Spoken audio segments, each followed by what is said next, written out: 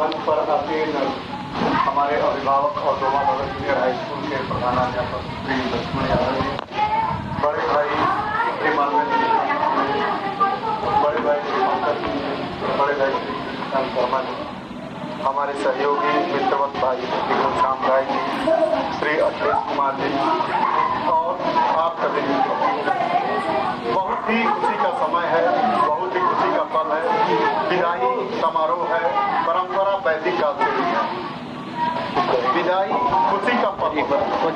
हम विदा तो होते हैं लेकिन ऊंचे जगह पर जाने के लिए, चाहे कक्षा बड़ी हो जाती है वहाँ हम चले जाते हैं, विदाई होता है तो एक स्थान से दूसरे स्थान पर अपने कर्मों को लेकर जाते हैं, अपने कार्यों को लेकर जाते हैं। जीवन में आगे बढ़ने के लिए दो ही काम है। विवेकानंद जी कहे हैं कि शिक्षा है, उसका मात्र दो ही उद्देश्य है।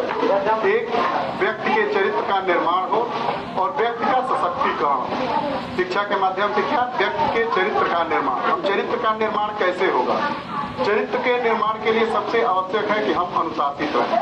अनुशासन से तात्पर्य है कि सुबह जो भी घर में है बड़े, उनके बातों को माने, अपना काम समझें, अपना कर्तव्य समझें। वो लोग जो कह रहे हैं उनकी बातों को समझें। समाज में जो लोग भी बड़े हैं, चाहे वो किसी भी धर्म के हो, संप्रदाय के हो, जाति के हो, उनका आदर करें, उनकी बातों को समझें। सबसे बड़ी बात ये होती है, अनुभव सबसे बड़ा होता है।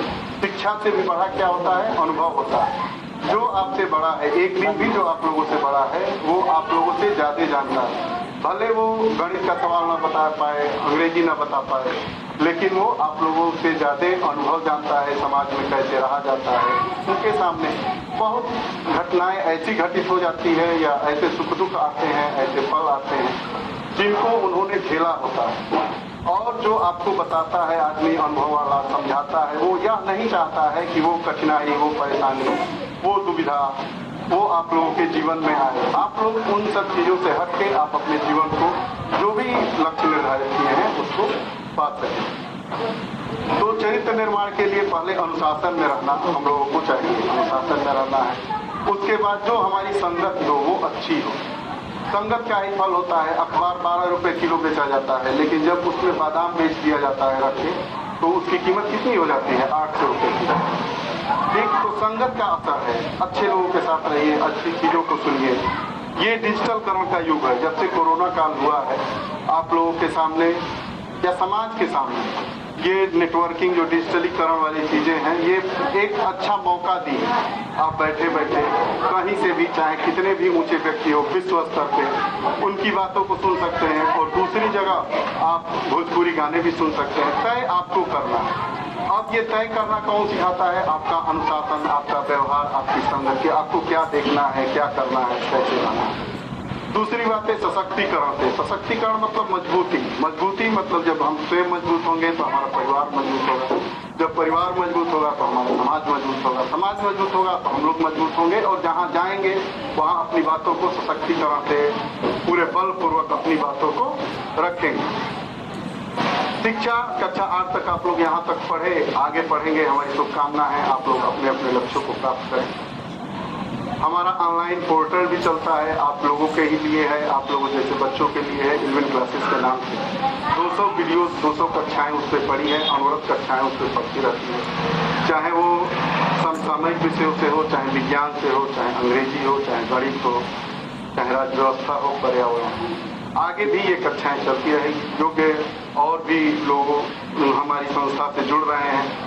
बिल्कुल निःशुल्क संस्था है। आप लोग अगर चाहें, समय मिले, आप लोगों के पास डिजिटल डिवाइसेस हो, फोन, लैपटॉप, मोबाइल, टैबलेट, जो भी हो, उसके माध्यम से आप लोग 1 घंटे, आधे घंटे जब फ्री रहते हैं, गार्जियन से के पास जब फोन का आवश्यकता उनके पास ना हो, तो आप लेकर चाहें तो देख सकते हैं। हमारे ही जैसे हमसे अच्छे लोग भी ऑनलाइन पोर्टल के माध्यम से आप लोगों जैसे लोगों के लिए शिक्षा का काम करते हैं। वो लोग समाज को कुछ देना चाहते हैं। आगे हमारी योजना है कि हम आने वाले 1-2 सालों के अंदर ही निःशुल्क कोचिंग की व्यवस्था करेंगे आप लोगों के लिए। जो हमारे गांव घर के बच्चे हैं, हमारे स्कूल के बच्चे हैं, वो लोग आकर, चाहे वो पुलिस की तैयारी कर रहे हो, चाहे आर्मी की तैयारी कर रहे हो, चाहे शिक्षक पात्रता परीक्षा देखिए, जो भी परीक्षाएं होती हैं 1 दिवसीय जिसमें हम नौकरी पा सकते हैं, आप लोगों को निःशुल्क उसमें कोचिंग सुविधा मुहैया कराई जाएगी। इसके साथ ही साथ एक चल लाइब्रेरी की व्यवस्था होगी जो चलती रहेगी गाड़ी के माध्यम से।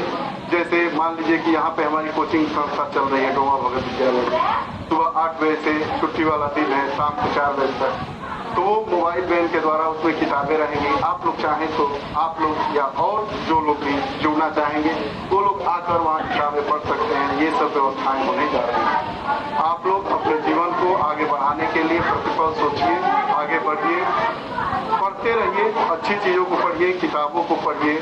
भाषण ज़्यादा नहीं सुना जाता है, गाना कम सुनिए, गाने ऐसे सुनिए जिससे आप में देश प्रेम की, राष्ट्रीयता की, ईमानदारी की, नैतिकता की भावना जागृत हो। ऐसी चीज़ों को देखिए, ऐसी चीज़ों को पढ़िए। हम अमेरिकी लोगों का कॉपी नहीं करना चाहिए हमें।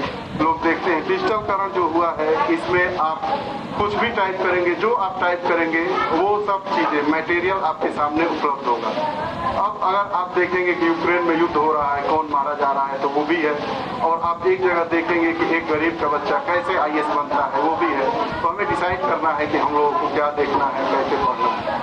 बाकी आप लोगों को अगर कभी भी जीवन में शिक्षा से संबंधित कोई भी समस्या होगी तो आप लोग बेहिचक, आप परिवार के सदस्य हैं, आप आ सकते हैं, आप इसमें मिल सकते हैं। किसी भी सर से मिल के आप अपनी जो समस्या है उसको आप बताएंगे, उसका निराकरण अपने निराकरण समझ के, अपनी समस्या समझकर उसको निराकरित किया जाएगा।